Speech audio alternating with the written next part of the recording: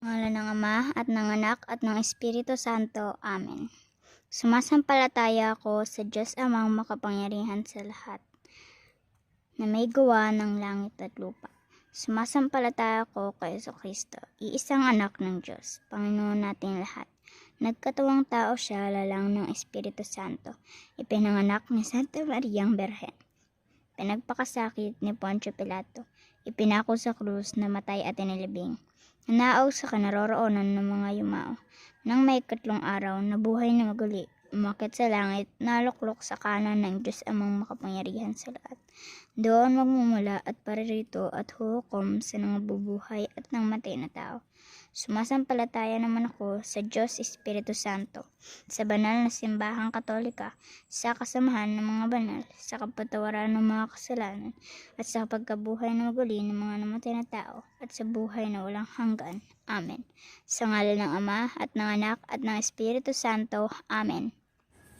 Ito po ang YouTube channel ni Brother Ruel Apro, isang CCC o Catholic Content Creator, gamit ang Catechism of the Catholic Church. Kaya po ito ay para lamang sa Catholic Christian communities. Kaya simulan na po natin ang ating Catechism. Mga tugang magkamino rootan kita, hulitan ang pagkamuot hali sa Dios. An iisiyay man namomuot akin nin Dios, asin nakakamidbid sa Dios. Ang tawong day namomuot day nakakamidbid sa Dios. Hulitaan Dios pagkamuot. Narito ang 8 peking Jesus na naghasik ng fake news. Number 1. Alvaro Thais mula sa bansang Brazil, nakilala din sa pangalang INRI Cristo. Number 2. David Shaler ng London. Number 3. Mitsud Matayoshi ng Japan. Number 4. Ayapin ng Mexico. Number 5. Olumba Obu ng Nigeria. Number 6. Sergi Torop o Visario na kilala bilang Jesus of Siberia. Number 7. Alan John Miller ng Australia. Number 8. Charles Edwards ng Jamaica. Noong nabubuhay pa ang yumaong si Father Larry Faraon, ay naisipan niya na magtanong sa isang kahera ng bangko kung paano nila nalalaman kung ang pera ay peke o totoo. Paano niya nalalaman kung ang pera ay peke o totoo? Tanong ni Father Larry. Mas pinag-aaralan namin ang totoo kaysa peke o huwad na pera. Sagot ng kahera. Kaya, pag nilaya natin ngayon ang kaibahan ng totoong Mesiyas sa mga huwad at nagpapanggap. Una, ang Panginoong Hesus ay Diyos na totoo at taong totoo.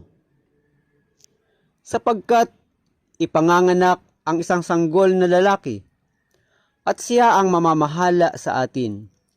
Siya ang kahangahangang tagapayo, ang makapangyarihang Diyos, walang hanggang Ama, ang prinsipe ng kapayapaan.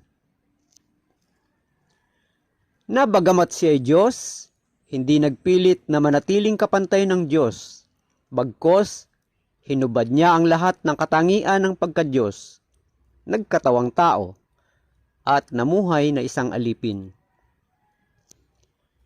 Ikalawa, alam ng Panginoong Hesus ang iniisip at kalooban ng lahat ng tao.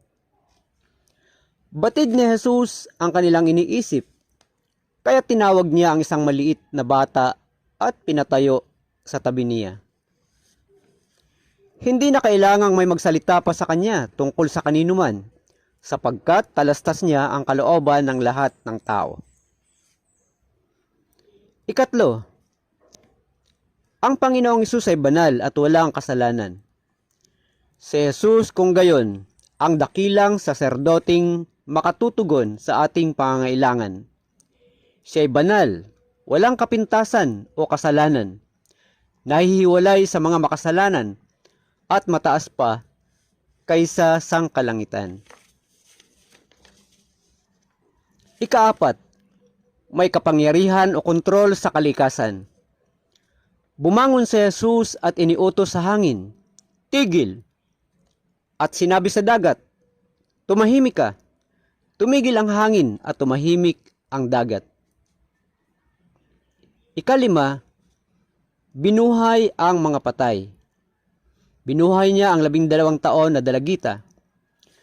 Pagdating ni Jesus sa bahay, wala siyang isinama sa loob kundi sina Pedro, Juan at Santiago, at ang ama't ina ng dalagita. Nanaghoy ang lahat ng naroon at tinatangisan ang patay. Ngunit sinabi ni Jesus, "Huwag kayong tumangis. Hindi patay yan, natutulog lamang." Siya'y pinagtawanan nila sapagkat alam nilang patay na ang dalagita. Ngunit hinawakan ni Jesus ang kamay nito at sinabi, "Ining, bumangon ka." Nagbalik ang kanyang hininga at siya'y bumangon at pinabigyan agad ni Jesus ng pagkain ang dalagita. Binuhay din niyang muli ang anak ng babaeng balo. Nahabag ang Panginoon nang makita ang ina ng namatay at sinabi sa kanya, "Huwag kang tumangis." Lumapit siya at hinipo ang kinalalagyan ng patay at tumigil naman ang mga may dala nito. Sinabi niya, "Binata, bumangon ka." Naupo ito at nagsalita at siya ibinigay ni Jesus sa kanyang ina. At binuhay din niya ang kanyang kaibigan na si Lazaro. Pagkatapos nito, sumigaw siya, "Lazaro, lumabas ka!" Lumabas nga si Lazaro. Napupuluputan ng kayong panlibing ang kanyang mga kamay at paa. Nababalot ng panyo ang kanyang mukha.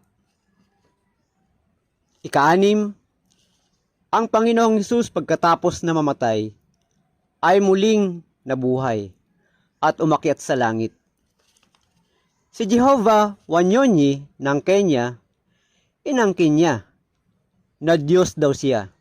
Alit 2026 na ay di pa rin muling nabubuhay. Samantalang 2015 pa nang siya ay mamatay. At panghuli, ang Panginoong Hesus ay kasama natin hanggang sa katapusan ng sanlibutan. Tandaan ninyo, ako'y laging kasama ninyo hanggang sa katapusan ng sanlibutan. Ang pangalang Jesus ay nangangahulugan ng ang Diyos ay nagliligtas. Ang sanggol na ipinanganak ng mahal na Birheng Maria ay tinawag na Jesus sapagkat siya ang magliligtas ng kanyang bayan sa kanilang mga kasalanan. Sa silong ng langit ay walang ibang pangalang ibinibigay sa mga tao sa ating ikaliligtas.